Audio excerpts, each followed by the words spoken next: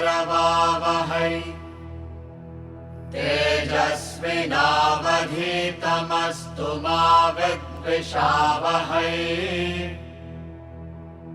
ॐ शान्ति शान्ति शान्तिः। Hari Om and good evening to all. So we were discussing about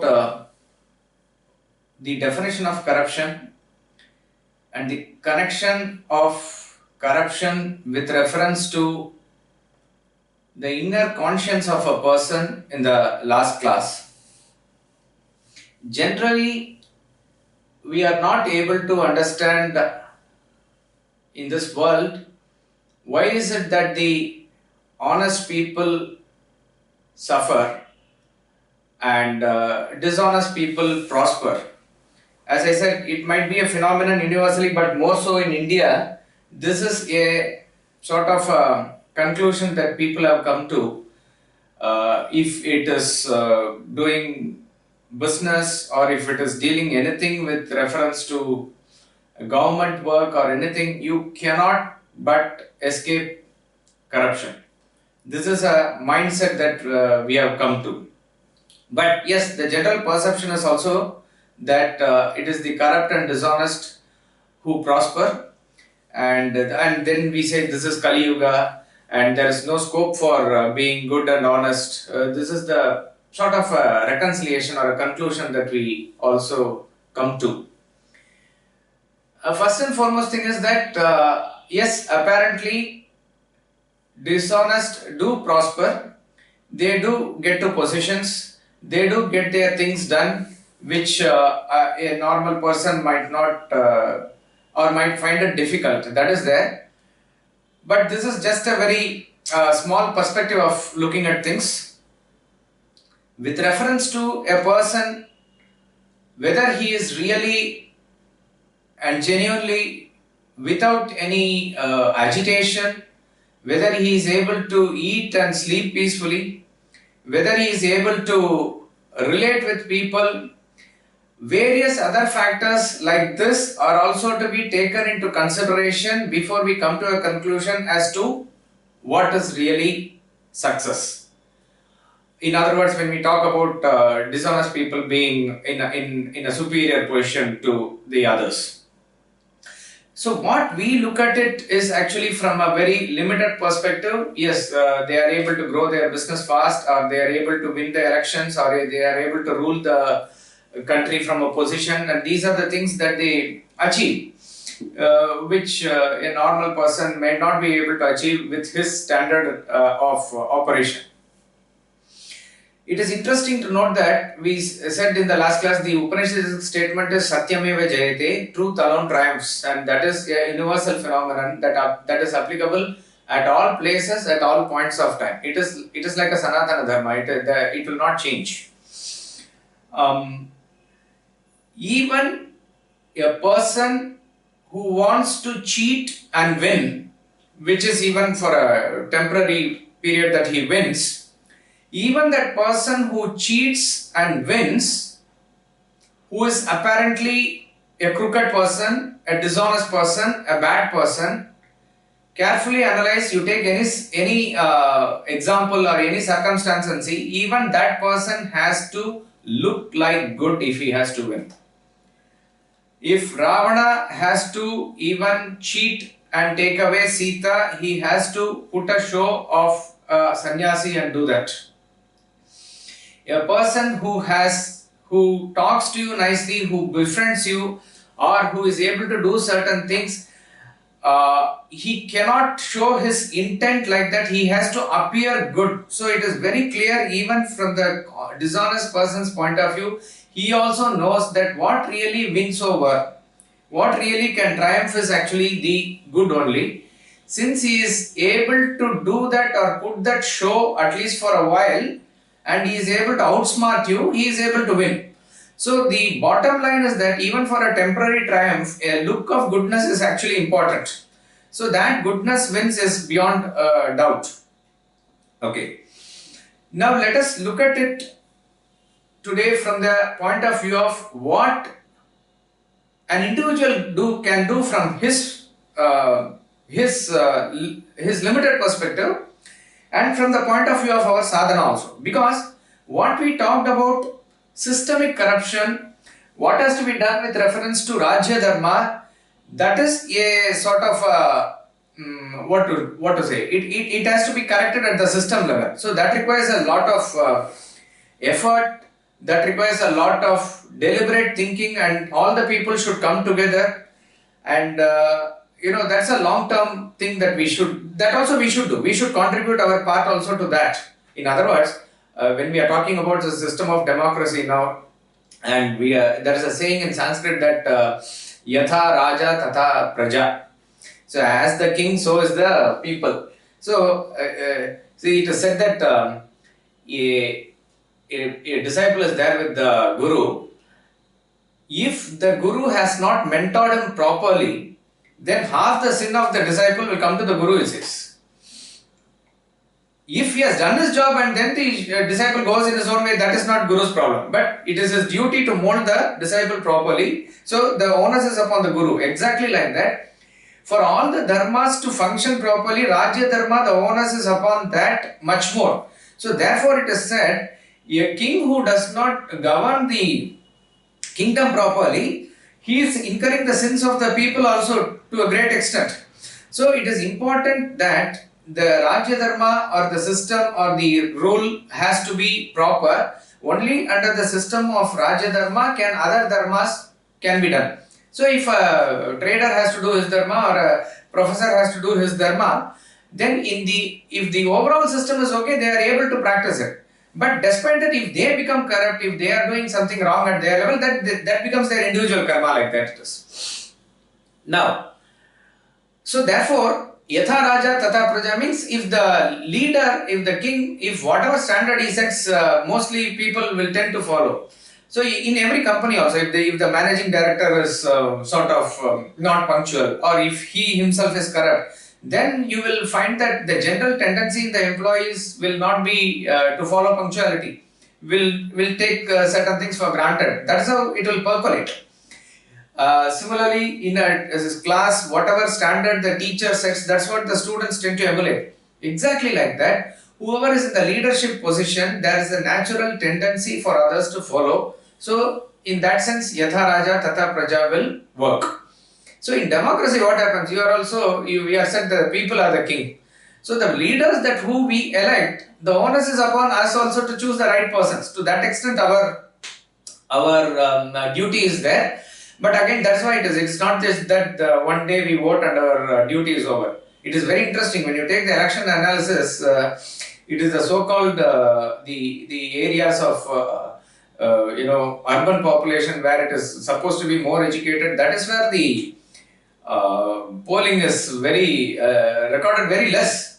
The so-called illiterate people, the so-called village people and all, they do their even the duty on the election day much more conscientiously than the so-called educated people. So, what we are expecting is, I want my life to be set in a way that I don't want disturbance from anyone. Everything should be perfect. Then I'll go. I'll do things in the office. I'll enjoy, and there should not be any problem for me from other sides. No, that is not what your attitude should be.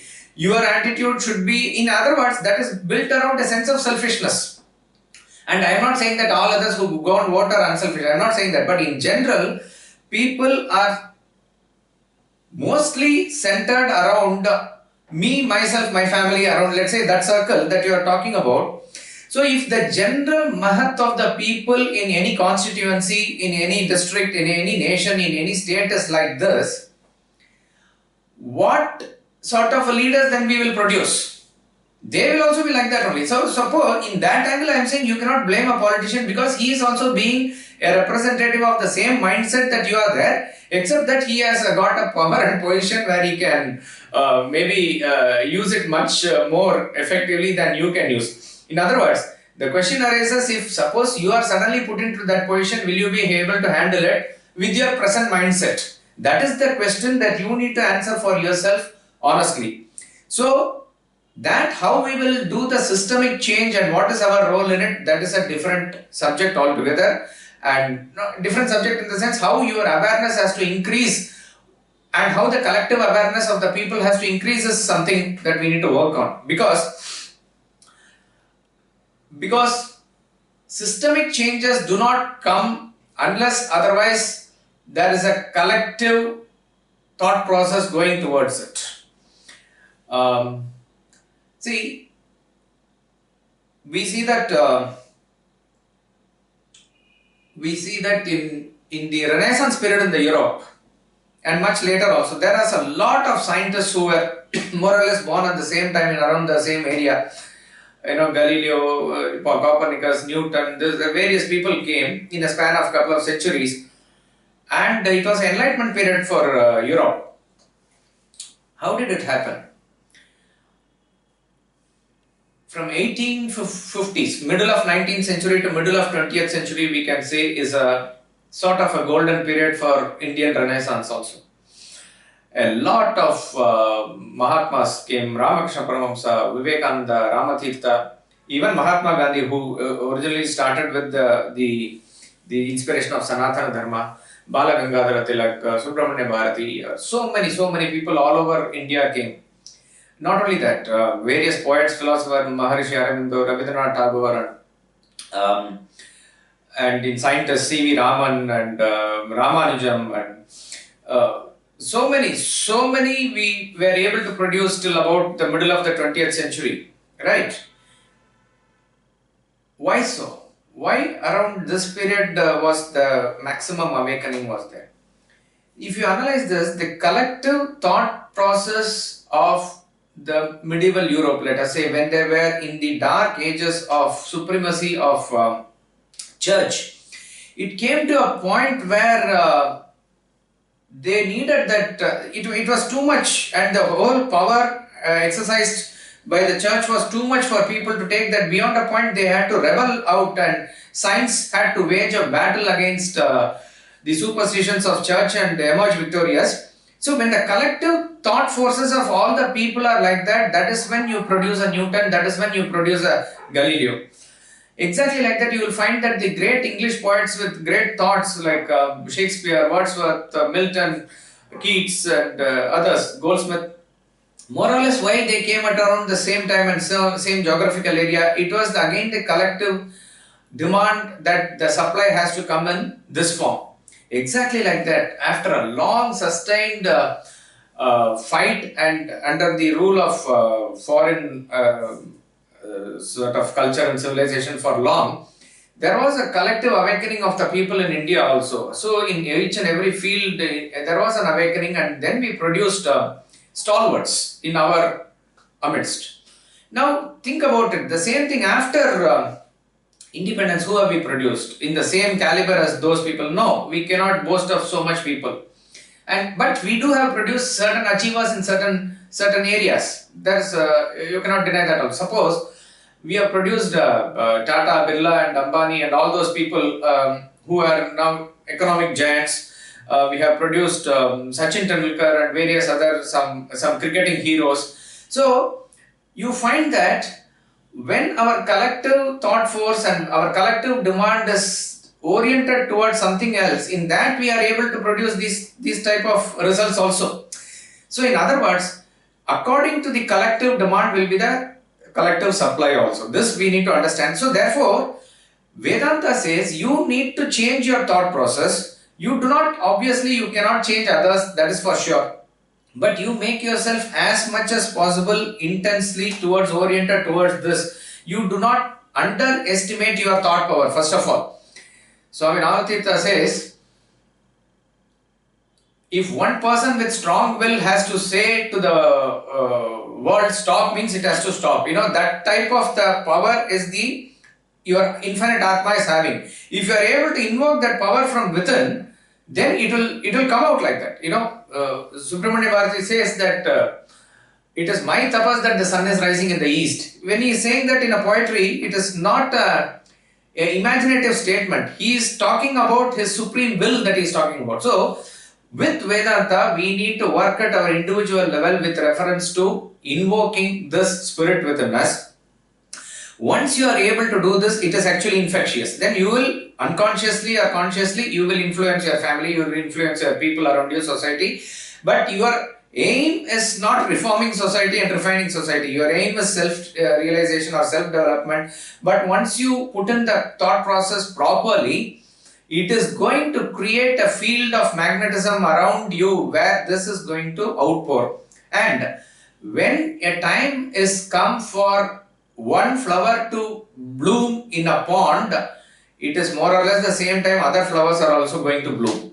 So it is not that one lotus will bloom today, 20 days later another. It will be 1 or 2 days here or there, everything is going to bloom. Exactly like that. So if you find that there is a very, what to say, interesting phenomenon that we witnessed where a civilizational rise was there in the late 80s when Ramayana serial came, when Ramajanma Bhoomi movement came, when Ratha Yatra came and Mahabharata serial came, we saw that how again the Hindu nationalism was revived. Again, we are talking about a phenomenon of what collective thought pattern can do.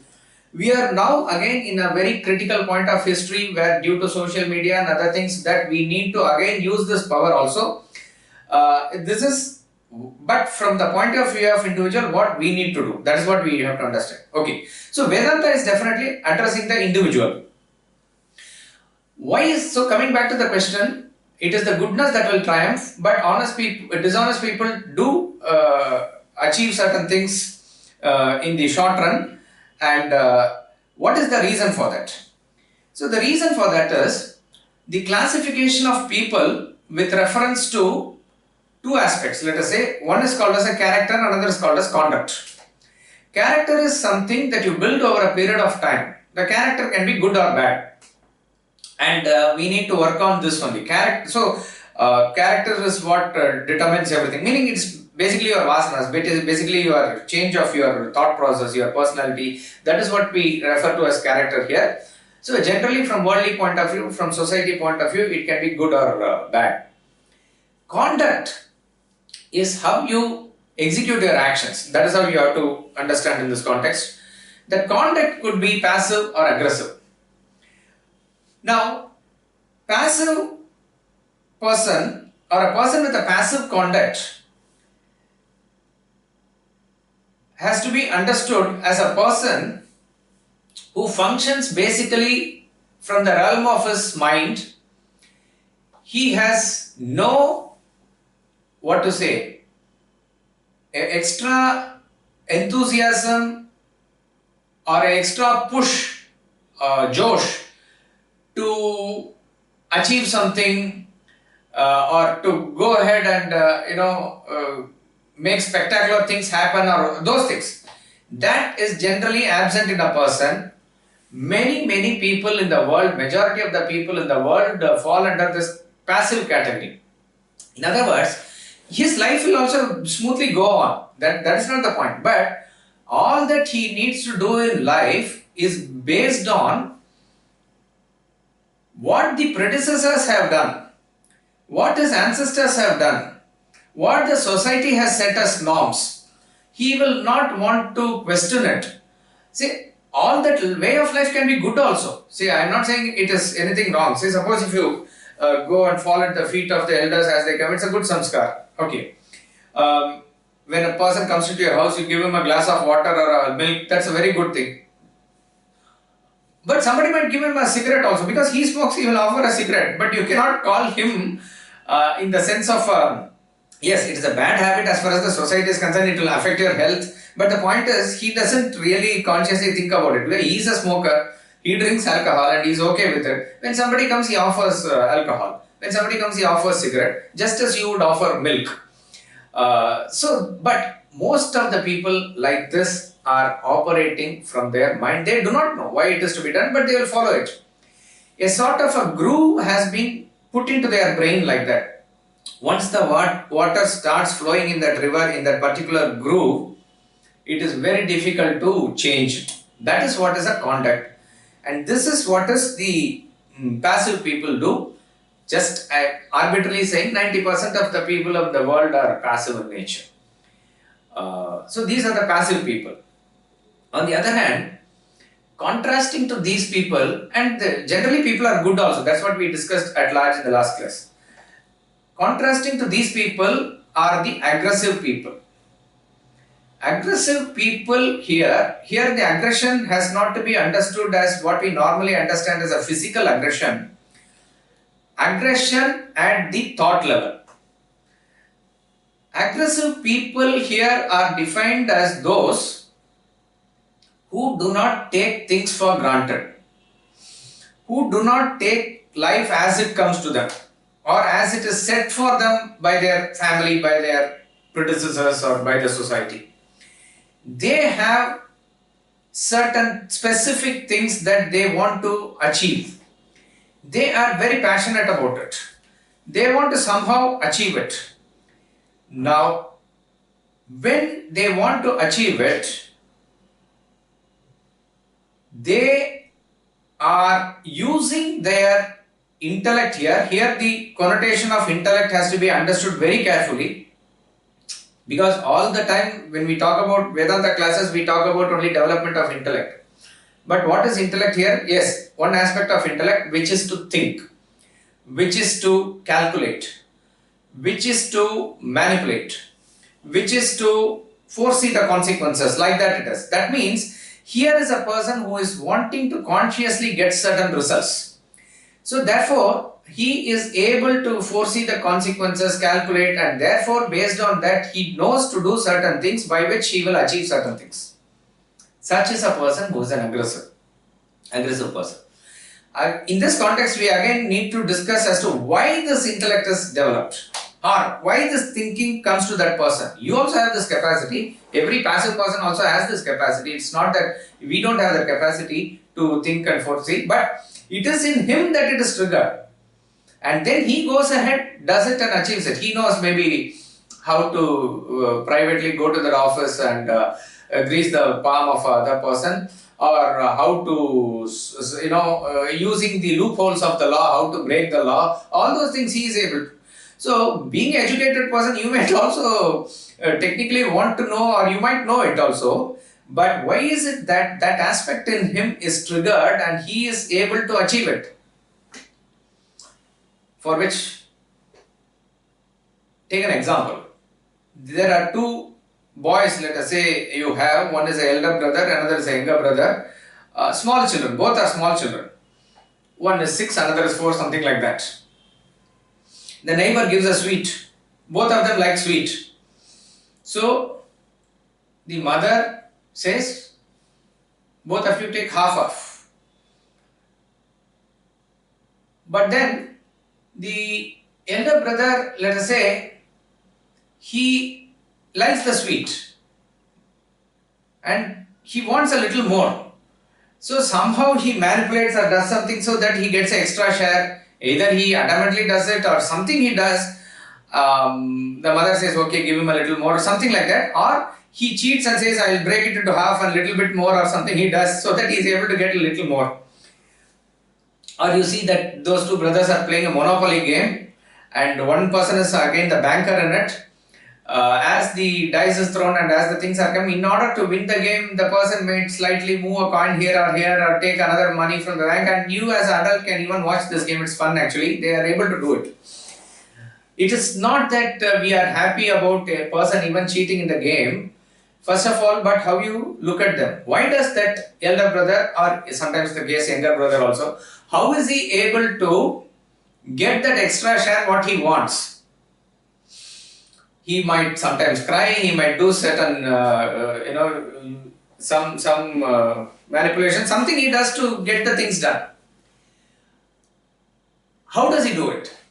His thinking is triggered because his passion to eat that little more extra chocolate, that desire in him is too strong. Once that desire preoccupies his personality, it will automatically trigger the intellect. Within the ambit of fulfillment of desire, intellect will nicely function now. Now he is very sure that he has to achieve it. Therefore, he will sort of think, wait, calculate and get his things done. But the basic trigger comes from that extra desire, that extra thing that he wants somehow will make things happen. The other person also likes sweet, but he will resign to fate. That's about all. He is not having that extra thing in him. So relatively always remember, there will be always one person aggressive vis-a-vis the other person. So the passion levels at all the people are not the same. And so therefore what is happening to a person who is having the values? He has his energy diversified in various things, including the values and consciences that he needs to uphold.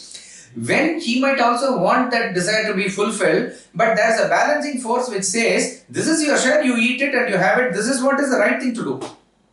And he will do it. The other person also has these values and other thing, maybe taught by the same parents. But once this passion gets beyond a point, when it is intensified, when he works on that desire to that extent, the other values and other things are subdued in him and this will take precedence. So when this takes precedence, he will do whatever it takes for him to win. This is how aggression in a person is triggered. Therefore, when a person is therefore operating with a gun, another person is operating with a bow and arrow, the person operating with gun will definitely win. Gun is a subtler thing. Exactly like that. When a person does not know what to do and is basically operating with mind, another person knows exactly what to do and to that extent he is using his thinking faculty, he is bound to win. This is the law. So what happens to other person? Other person has to suffer. The big fish will eat the small fish. Why he is suffering also is a good analysis, because he also has a value. See, you have a value for money, I also have a value for money. But you want to follow the rules, I don't want to follow the rules. That's about all. So therefore, I will use certain means to overtake you. You can only grumble. That's all you can do. Nothing else you can do. This is the natural law. So, aggressive persons are those who use their intellect, albeit for their selfish purposes. So if you say 90% of the people are passive, just again I am giving an arbitrary figure, out of the remaining 10%, 9% are aggressive, and their aggressive nature is triggered by their selfish demand. They could be generally good also, but once the trigger is there with reference to a particular desire, then they don't bother about anything. So they become within quotes bad and they are able to get their things done. So aggressive bad are those people who use their intellect, who use their thinking capacity, who manipulate, but to get their personal things done. And they will definitely achieve. This is the law. The law is that he, with intensified desire, whatever you see, that has to come to you, and he has also knows a means of achieving it. Now we are not discussing whether that person will sleep peacefully, eat peacefully, whether he will be agitated, whether he will have heart attack. All that is not the point of discussion here. He is able to achieve certain things, what he believes has to come to him. Okay. Now the classical example for this quoted by Swamiji is the case of Pandavas and Kauravas, particularly Duryodhana, Shakuni and the company. So the Pandavas are really good people. They follow dharma, they follow the laws, respect the elders, each and everything. Even if it is earlier the partition of the kingdom was forced upon them, they accept and they go. So first of all, remember, wherever they are, whether they were in forest, whether they were in Indraprastha, whether they were in Hastinapur, they are definitely a peaceful lot compared to the other set of people. That is one point of understanding. But what happens? Why are they continuously manipulated like this? Why they have to accept always a share which is maybe substandard for them, when they are much more capable? They have the capacity to rule the world. They are very strong at every level. Okay. And Duryodhana and others also had to accept the mightiness of Yudhishthira, and he was the one who performed the Rajasuya sacrifice also. But then, with the help of Shakuni and others, they plotted, and they knew that when it comes to following rules and other things, Dharma, Yudhishthira will follow to the core. And therefore they used that angle of Yudhishthira to sort of cheat him in a game of dice. See, here one point you have to remember. You cannot absolve Yudhishthira of his weakness for playing the game also. Okay, he did consult all his brothers, but very intelligently Duryodhana sent the word through Vidura, because Vidura's word they will respect and they will come. They came and they knew that they are entering a gambling. And even as probably Bhima and Arjuna would not want this to happen, still that is the passive nature of all the brothers. Still whatever Yudhishthira said is the final word. And Yudhishthira will go by rules, regulations, if somebody says if a Kshatriya has to be called for a game of dice or a war, he has to come, means he will follow by that. All those things they know. But you cannot deny that internally Yudhishthira also wanted to play the game. That one cannot deny definitely. Duryodhana said, Shakuni will play on my behalf. At this point of time at least, if only Yudhishthira had said, okay, that's fine, let us wait for some time, I will call my friend and our guide Krishna to play on my behalf, if he had said, there would have been no problem at all. But that is not the case. Of course, Krishna is out of the picture there for various reasons. That's not the point of discussion here. But Yudhishthira accepts that. Each and everything he accepts. That is the passive nature of a person. And you can quote scriptures, you can quote, and not only that, all the people who are around there, all are good people. Bhishma was a great person. Drona was a great person. Probably only person who lived up to his standard and expectations to the extent that what he can do, he did was in the Sabha, two persons, Vidura and Vikarna. These are the two persons. Okay, we are deviating from the topic and getting into Mahabharata. But the point is, this passive nature of Pandavas was clearly taken advantage of by the Shakuni, Duryodhana and the Kauravas. So, everything that they won and did in the kingdom and other thing was lost in a jiffy. Just like that it went, and a great princess like Draupadi was disrobed. All these things happened right in front of their eyes. It happened. Not only that, even after some sort of a semblance and restoration was there, they were called for the second game of dice, which they accepted. So this is what you will suffer if you passively accept things as they are dished out to you. A classical case is Yudhishthira. And the classical case of see, it is not that Duryodhana was stronger than Pandavas or anything like that. He was, he could be strong, but Pandavas were definitely great and strong and mighty. They could not be defeated. And Duryodhana had also, the best part was Duryodhana had a kingdom for himself. Pandavas also had a kingdom. But what is the trigger? That jealousy of Duryodhana, that extra intensity that he had. He might have also read the scriptures and other thing, but all this is back of his mind, or it is out of his system. When that intensity of the desire is so powerful that others need to be banished from the kingdom, I need to usurp their kingdom, when this comes, it will go to any extent to fulfill it. Ashwatthama, in the finality of the war at the Shautika Parva, it's a very difficult portion to read in Mahabharata. He was generally a normal person, but as the story deteriorates, you see the inner character of Ashwatthama getting out.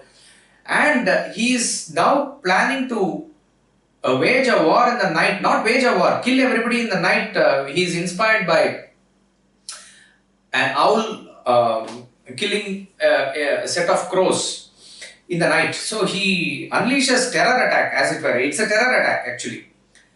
And even as couple of people are telling that it is not right, he says, I know it is not right, but now I cannot be stopped. That is his argument. I know it is not right, but I cannot be stopped now because that fire has engulfed me. It is unstoppable, and he goes ahead and does whatever he does. So once the trigger or that power in you goes to such extent, you will do anything and everything. It applies relatively to the extent that a person relatively is more desirous, more this thing of others, he will go ahead and fulfill it. So aggressive person will score over passive person is the law. What is the solution? Solution is that you have to become aggressive. There's no other way. That is why Vedanta is not just content about preaching goodness. It wants you to be aggressively good. Brihaspati Niti is one thing, we said Shukra Niti is another thing. Shukra Niti says, Maya charaha mayaya vartitabhyaha.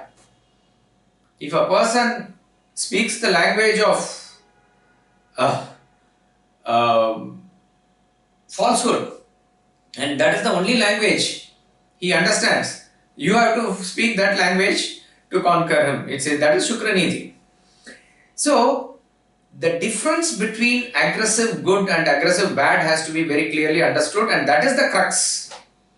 So, in that proportion also we said if 90% are passive, plus 9% is aggressively bad, 1% can be aggressively good. This is the general proportion that we see. So, Lord Krishna is aggressively good person. Aggressive good person also uses his intellect. Aggressive good person is also wanting to achieve whatever he wants to achieve. Aggressive person also doesn't hesitate when it comes to bypass the law or manipulate the law or bend the law to his advantage. Only difference is aggressive good person does not have an iota of selfishness in him. All this he does for Loka Sangraha. Loka Sangraha means welfare of the society or welfare of the world. Now the question arises as to, it is very easy to talk in a class like this about aggressive goodness and badness, but how do we really trigger that aggressive goodness in us? How do we really become aggressively good? The formula is the same.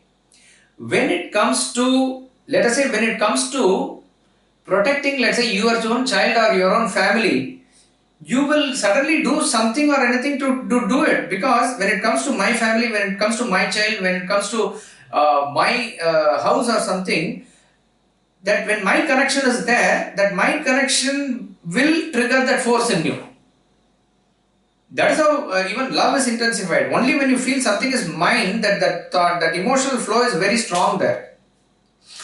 When it comes to, let us say, a pool of water is lying in front of my house because of the rain or something, I will go to municipal corporation, I will ask them, or I will petition something, or I will make sure that I pay something to some person, because my house is affected.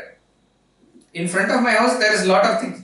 But let us say if the whole street is affected, or somewhere else it is there, little bit 2 houses from me, still I would want that to be cleared, but the force in me will not be there to take that action on the behalf of my neighbor or the whole street. That will not come. Why? Why nobody is complaining? This is what I will say. I will not know. Why is not anybody complaining about this? So, when it comes to that my connection, when it is not there, to that extent it becomes diluted. So, Vedanta says, with this intellect, what is the real intellect here? With the real intellect is actually to expand your consciousness, to expand yourself to bigger things and higher things. So when only my connection is there to your community or your country or your society or your neighborhood or your whatever it is, a selfish circle beyond which you have to expand this consciousness, once that is there in you, and once you work on that desire, make it intensified, you will automatically trigger that intellect in you to fulfill that also. In fact, my point is, you know the technique. It is just that your intensity is not yet grown to that level, because we are content to live within our circle. So again I am saying, when you are content with your own circle, another person is content with his own circle, and both of you have value for money, you cannot complain the other person is more corrupt, he will be more smart. You have to accept that and then lie low, that's about all. But that is not the right way. The right way is for you to do the right things, do the good things, do the proper things. Remember that trigger can be because of your personal affectation, but the execution has to be a Loka Sangraha. That is where Vedanta comes into play. See, Mahatma Gandhi being Mohandas Karamchand being thrown out of the train is a personal trigger. That he is insulted. Rightfully that anger should come. But how do you use that anger is the question. Are you going to use it for your personal purpose, or are you going to make it impersonal, to make it as a cause for others? So if a road is not repaired and the thing is there and your house is affected, means that should trigger. Yes, it is the wrong thing for the municipal corporation to just leave like that, or the drainage is not cleared or something like that. That should trigger. but only when it has to be directed in a way that it is benefiting all, will you be able to calculate and do the right things. Therefore, start putting more focus and intense on unselfish desires also. That is where this knowledge comes into play. So this knowledge is finally saying you are not just yourself. You are much more than that. And ultimately you are the self. But slowly but surely you have to expand your consciousness to go beyond me and my family. That is the basic solution. It might take a long time, that's okay, but work on that only. And up to me and my family, everybody has that natural affiliation. That will be there. But we have to have that thought process and knowledge to go beyond it and work in this direction. So when you are going to work in this direction, and if you want to, so Vedanta does not say that you have to passively accept things as it comes to you. No, you need to change. You need to trigger the change, and you need to take the lead in this also. Whatever be the position, whatever be the circle you can influence, you have to do it. For which, for the intellect to operate, for you to think and do the right things to be done, you have to keep your mind calm first. That is the first thing. So, how do we view corruption therefore from this angle? For the mind to be calm, the first lesson that we learn about corruption is that corruption is a perennial phenomenon. It has always been there in the world. It will be always there in the world. Even when Chanakya's times is there, when he is prescribing punishments for corruption, it means that even in Chanakya's time it was there. Even in Mahabharata time it was there. It will be there. It is only the dharma and adharma will operate between a high and low. That's about all. At some point of time, the dharma will be high and corruption and other dishonesty will be very low, but it will be there definitely. At some other point of time, the proportion will be little more towards dharma, but dharma can never be wiped out. It will also be there. So it is a question of always little less or more, but corruption is part and parcel of any society, part and parcel of any community or whatever it is. That point is, it is part and parcel of you also. To some extent, we are also having all those thought processes. To some extent, I would say.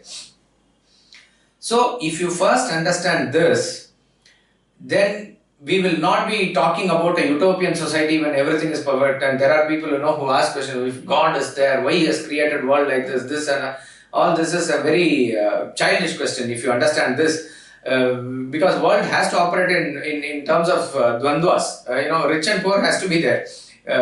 Even if you put a 10 lakh rupees in everybody's bank balance and everybody is within quotes rich, that's not the case. That person who has 10 lakhs is still a poor person only compared to the person who is having more than him.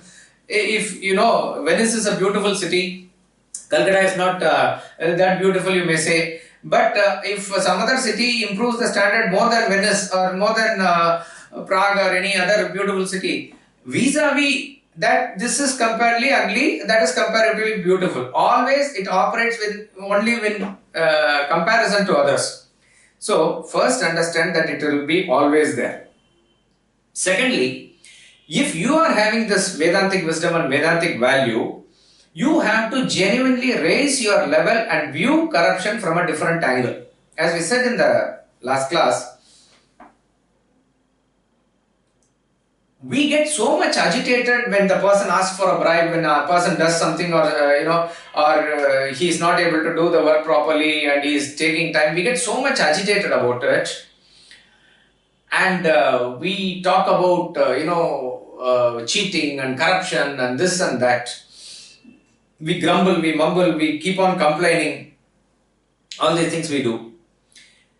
But when you are able to view the other person from a raised angle, from an elevation, you will still see whatever he is doing, but your perception or angle of seeing it will be different. Take the example of that Monopoly game, where you want that your son not to really cheat. Even fairly he should play the game. Whoever wins, wins. That is the way, correct. But the point is, he somehow wants to win and he is doing some manipulations there. When you as an adult, as a father, you are watching this game, you don't get agitated extremely about the fact that this is happening. You do want to correct your son, you do want to correct your children, that apart, that's separate. But what is the this thing there? What is the perception there? Perception there is, both are my children, both are my sons, both are me. And that is why, see, why do you want to really correct them is also because you feel they are reflecting you. So you want them to be corrected, So you have a lot of love for them.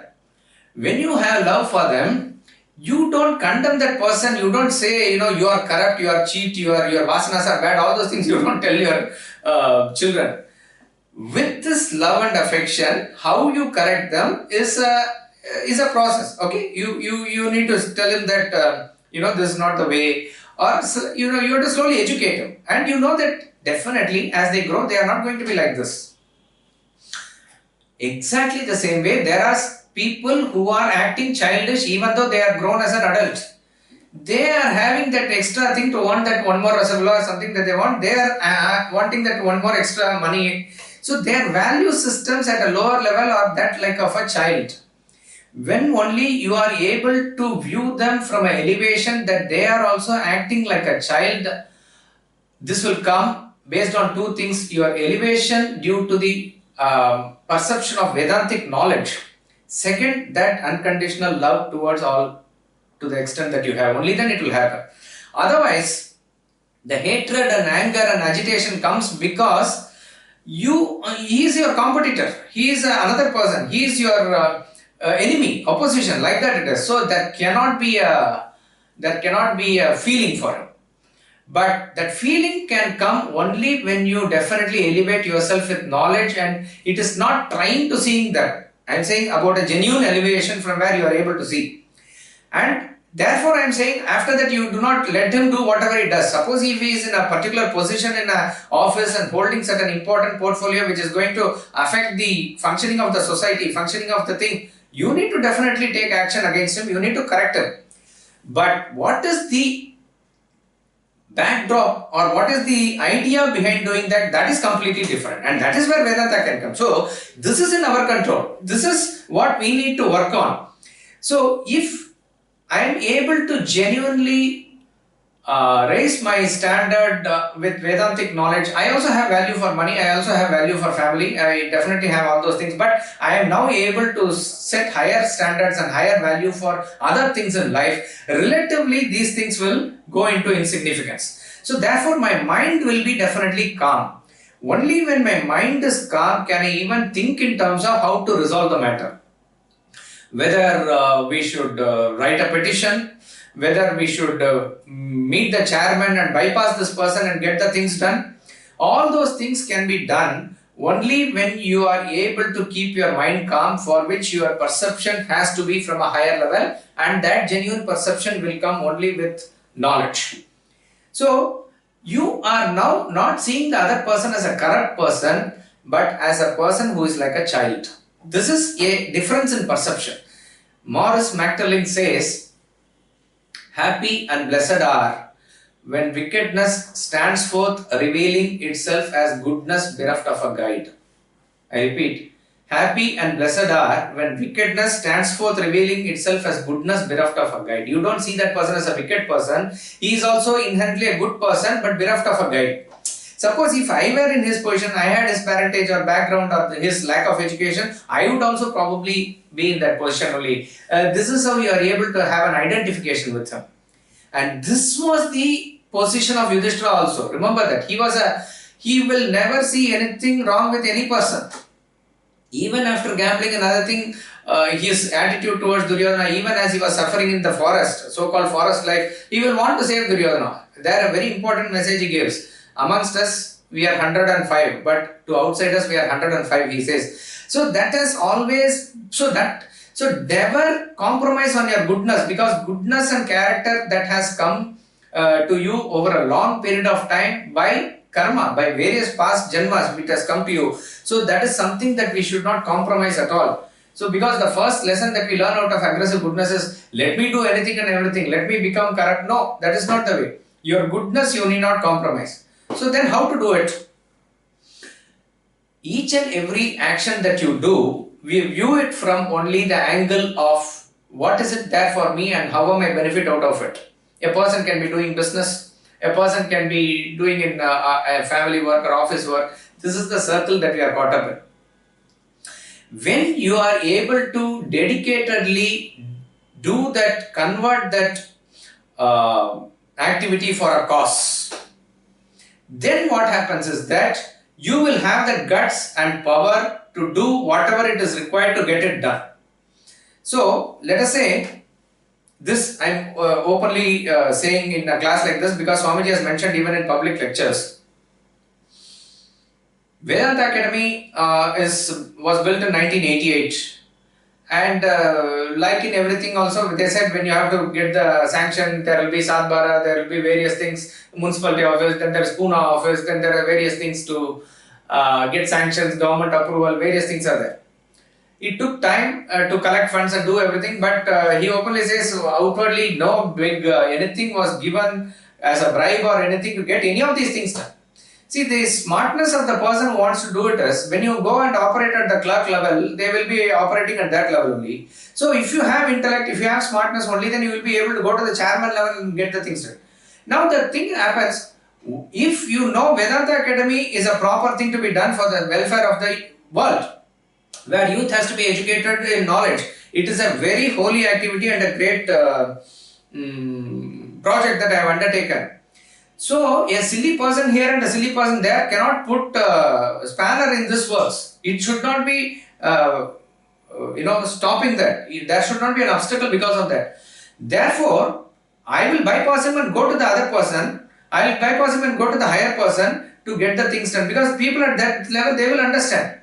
So it has to be thought out that way.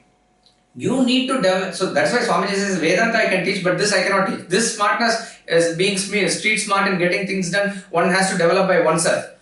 Okay, even if in Pune all the chairman and other people are getting done, everything is sanctioned, finally what will happen is this clerk has to give this. Okay, he will purposely, he might put it in the drawer and say come tomorrow, come day after. He can unnecessarily delay for 1 week or 1 month also.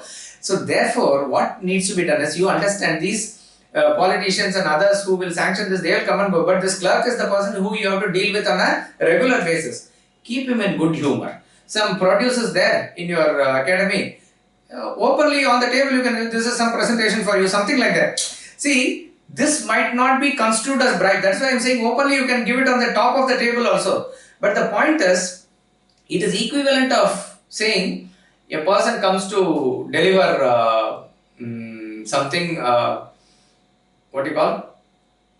A postman comes and gives a good material, or a telephone fellow does some connection and does some job to you.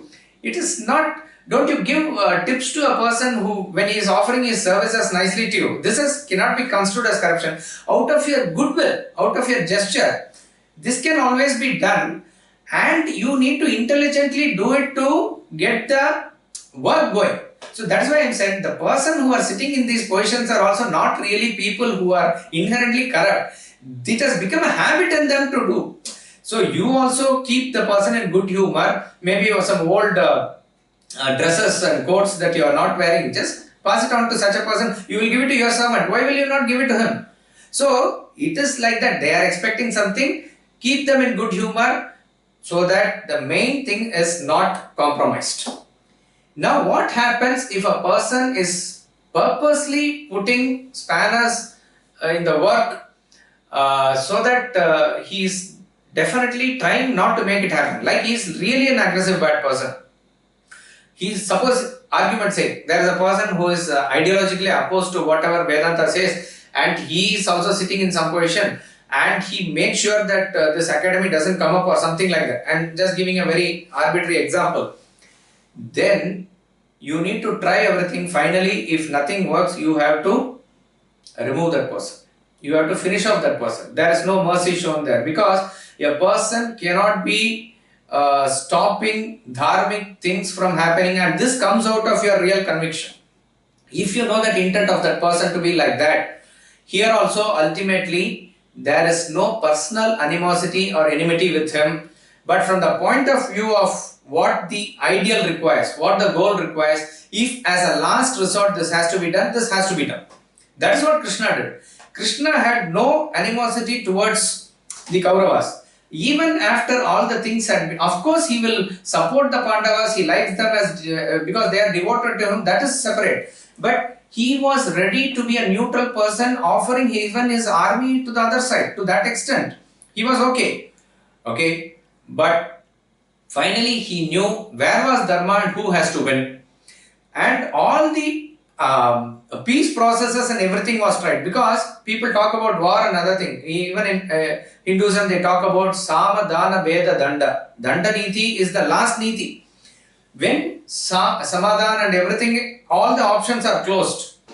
When peace processes was scuttled and the other person is extremely egoistic and other thing, then if no other choice is there, then if probably war is the only thing, you have to, there is no, nothing wrong with it.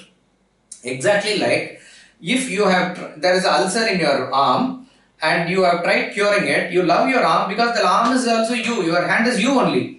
But it is growing and it is ripening and it is slowly spreading to other parts of the body. What you will do? You yourself will order for the amputation of the arm. You will tell the doctor, take it out, so that why? The whole body has to be protected.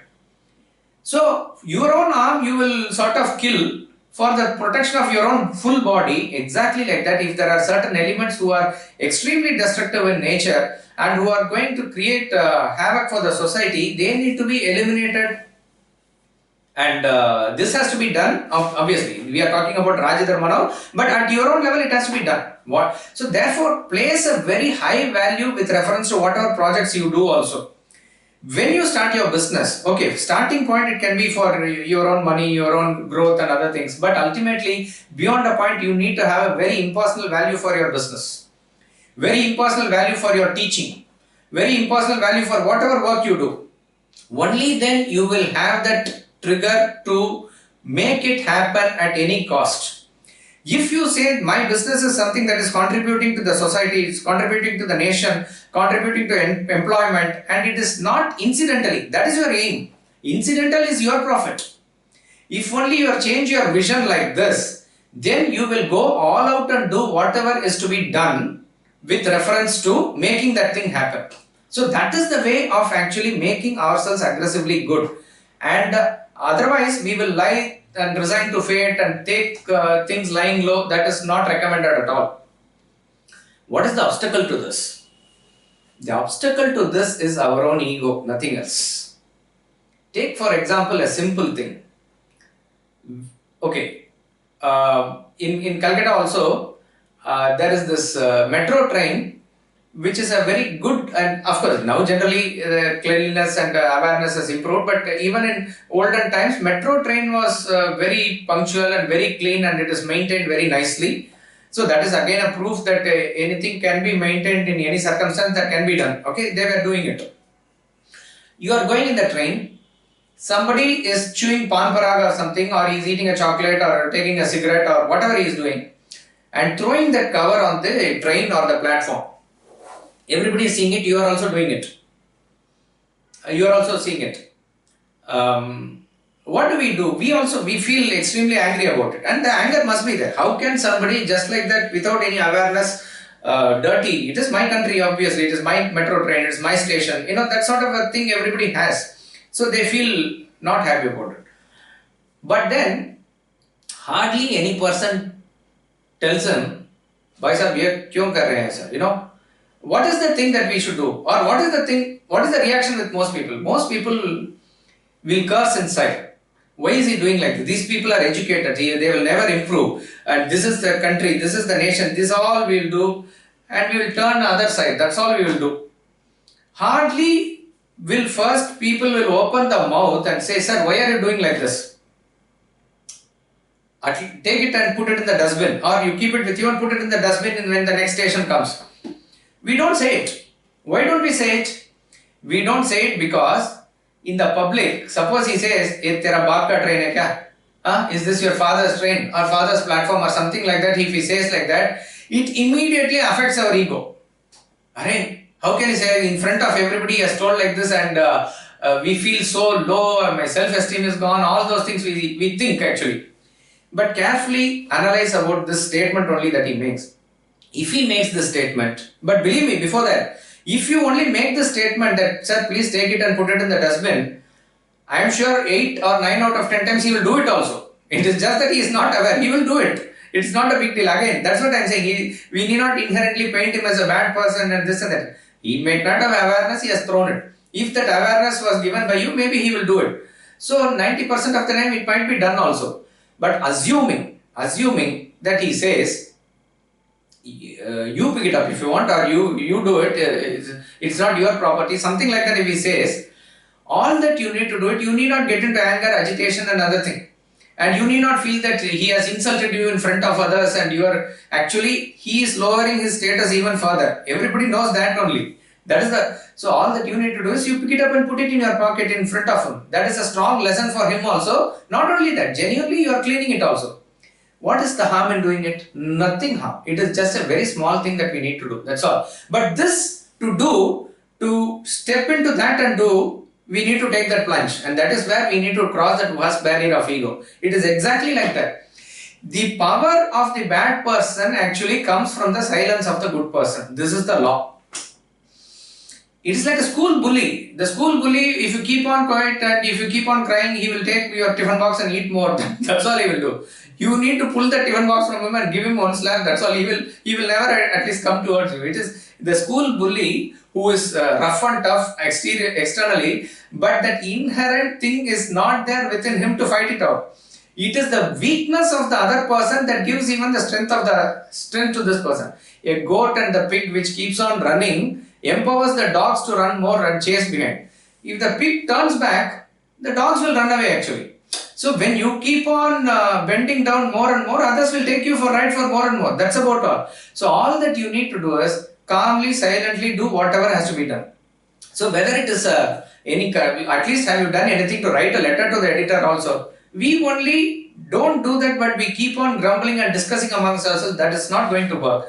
Take a proactive step wherever it is required, for which again follow all the rules. Your mind has to be calm, your intellect has to be clear, and smartly you have to do. Some certain people you may not be able to confront physically, but you have to take the help of others. You have to take the help of a police commissioner or whatever it is, but you need to do it. So that smartness will come only when the mind is calm, and then you have to shed your inertia, ego, and start acting. Once we do this, we will be able to make ourselves relatively more and more aggressively good.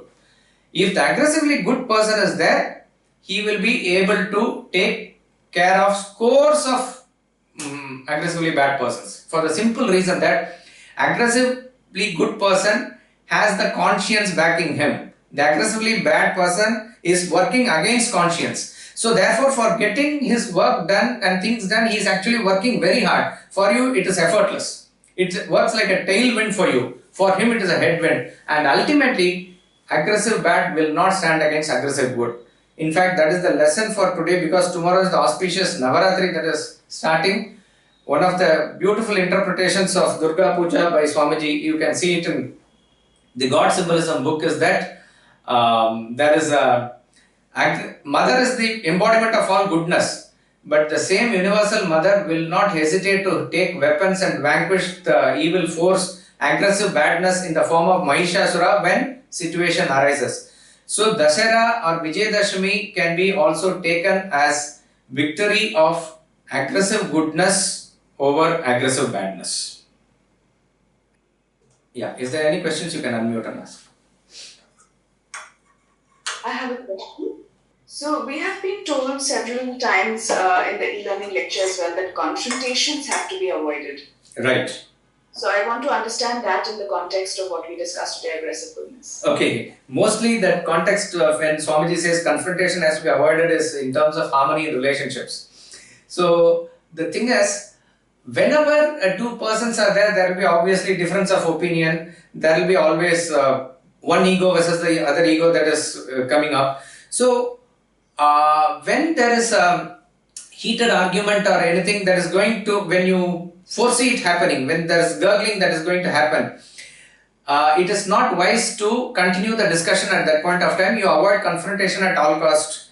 But the issue is not resolved just by moving away.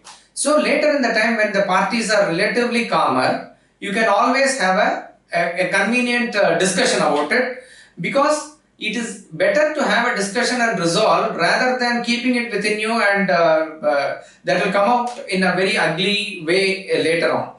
This confrontation can be extended, as I said, it's mainly with reference to relationship, but even with reference to other negotiations, whether it is company, whether management and labor or any other thing like that, the law holds that discussion can happen only when between people, productive discussion. Productive discussion can happen only when the minds are calmer and the intellect is sanely able to operate. So that is the thing. When it comes to getting things done, that is a different context altogether.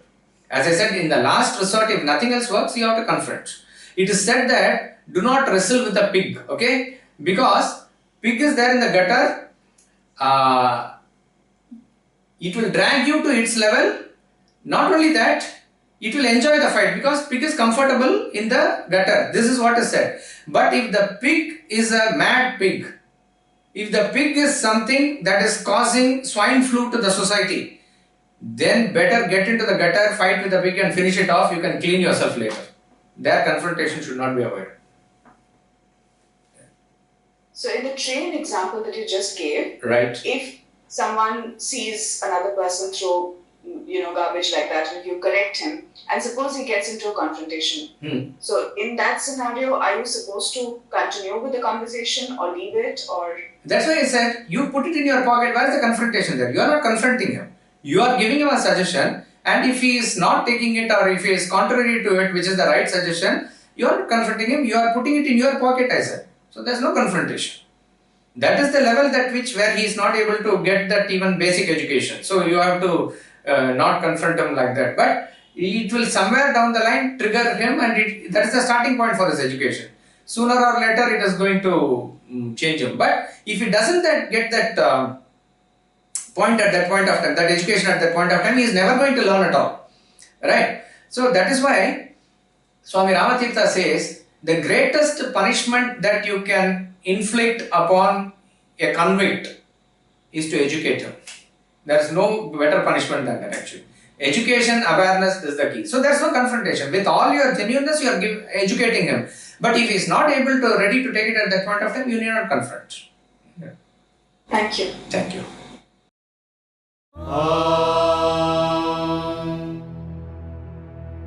Poornam Adah, Poornamidam, Poornat Poornamudachyate, Poornasya Poornamadaya Poornamevavashishyate. Om Shanti Shanti Shanti.